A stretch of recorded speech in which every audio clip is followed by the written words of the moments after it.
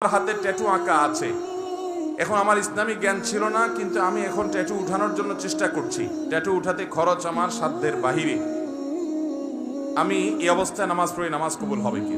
গত পরশুদিন আমরা কক্সবাজারে ছিলাম, আমি শেখ আব্দুল সাইফুল্লাহ ভাই আরো আমাদের বন্ধু বান্ধবদের একটা বড় গ্রুপ, ফ্যামিলি সহকারে। তো সেখানে একটা হোটেলে আমরা সকালে নাস্তা করার পর আমাদের এক বন্ধু, তার একটা ছোট বাচ্চা মেয়ে, সে এক ভদ্রলোক বিদেশি, চেহারা দেখে বোঝা যাচ্ছে ফরেনার, তার এই মাথা থেকে এই মাথা পুরো হাত ট্যাটু আঁকা। তো ওই বাচ্চাটা জিজ্ঞাসা করতেছে, আর ইউ খ্রিস্টিয়ান? তুমি কি খ্রিস্টান? ভদ্রলোকের খুব ইজ্জত লাগছে।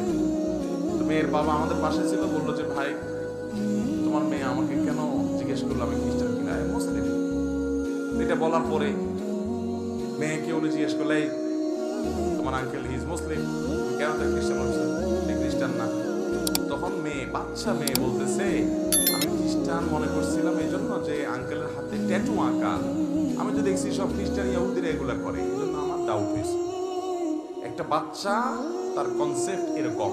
তাহলে এখান থেকে বোঝা যায় এটা কোনো মুসলমানের কাজ হতে পারে। বাচ্চাটাও বুঝে গেছে, কারণ এটা মুসলমানদের মধ্যে নাই, এই কালচারটা ওদের মধ্যে আছে। ভাইরা আমার, নবী করিম সাল্লাল্লাহু আলাইহি সাল্লাম এর অভিশাপ, তিনি অভিশাপ নাজিল করেছেন, আল্লাহ তাআলার অভিশাপের বদদোয়া করেছেন, লানতের বদদোয়া করেছেন। আল্লাহ লানত নাজিল হয় ওদের প্রতি যারা উল্কি অঙ্কন করে আর যাদের সঙ্গে উল্কি অঙ্কন করে দেওয়া হয়। লানাল্লাহু ওয়াশিমা ওয়াল মুস্তাওশিমা। মনে রাখবেন, যারা ট্যাটু অঙ্কন করে, অনেক ট্যাটু কোম্পানি বাইর হয়েছে, তারা ফতোয়া দেয়। আমাকে একজন বললো যে ভাই ট্যাটু কোম্পানির ফতোয়া আমাকে কি জানি পাঠাইছে, তারা ফতোয়া দেয় যে আমাদের এই ট্যাটু লাগানোর পর নামাজ পড়া যাবে। অনেক কাঠমোল্লার আপনাদেরকে বলবে নামাজ পড়া যাবে না, ব্যবসা ঠিক রাখার জন্য মাসালাও বানায় নিস। আরে ভাই, এই ট্যাটু অঙ্কন করা হারাম, এটা হলো প্রথম কথা। এটা আপনাকে রিমুভ করতে হবে। রিমুভ করার সামর্থ্য নাই, কোনোভাবে উপায় নাই আপনার জন্য, তাহলে আল্লাহর কাছে ইস্তেগফার করে মাপ চাইবেন এবং ওই অবস্থায় নামাজ চালু করে যাবেন। আপনার এই চামড়ার উপরে যদি কোনো কিছু দিয়ে আবরণ পড়ে যায় আলাদা, তাহলে এই আবরণ তোলা ছাড়া নামাজ, ওযু হবে না, আর ওযু গোসল না হলে নামাজও হবে না। এগুলো এমন ডেঞ্জারাস যেগুলো সহজে তোলা যায় না, আসলে অনেক জটিল বিষয়, চাইলেও পরে তোলা যায় না। এই জন্য যুবক ভাইরা, আমাদের দেশে অনেক যুবকরা আজকাল এগুলো শুরু করেছে। ভাইরা আমার, একটু খেয়াল করে দেখেন তো, আল্লাহ বলেছেন লাকাদ খালাকনাল ইনসানা ফি আহসানি তাকওয়িম।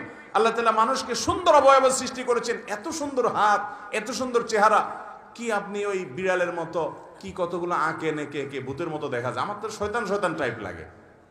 আল্লাহ তাআলা আমাদেরকে হেদায়েত দান করুন, কুরুচি থেকে আল্লাহ আমাদেরকে বেরিয়ে আসার তৌফিক দান করুন।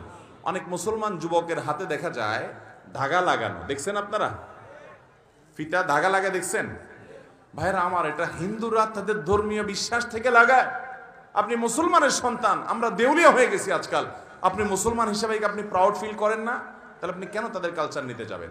আল্লাহ তাআলা আমাদেরকে বুঝার তৌফিক দান করুন। বিদায়, কেউ যদি ট্যাটু আগে লাগিয়ে ফেলেছেন, এখন উপানের কোনো পথ আপনার সামনে খোলা নাই, ওই অবস্থা নামাজ পড়ে যাবেন, নামাজ ছাড়বেন না এবং চেষ্টা অব্যাহত রাখবেন কোনোভাবে এটা দূর করে আপনি সঠিকভাবে সালাত আদায় করার, এবং আল্লাহর কাছে লজ্জিত হয়ে আপনার সর্বশক্তি দিয়ে তওবা ইস্তেগফার করবেন। আল্লাহ আমাদেরকে মাফ করুন।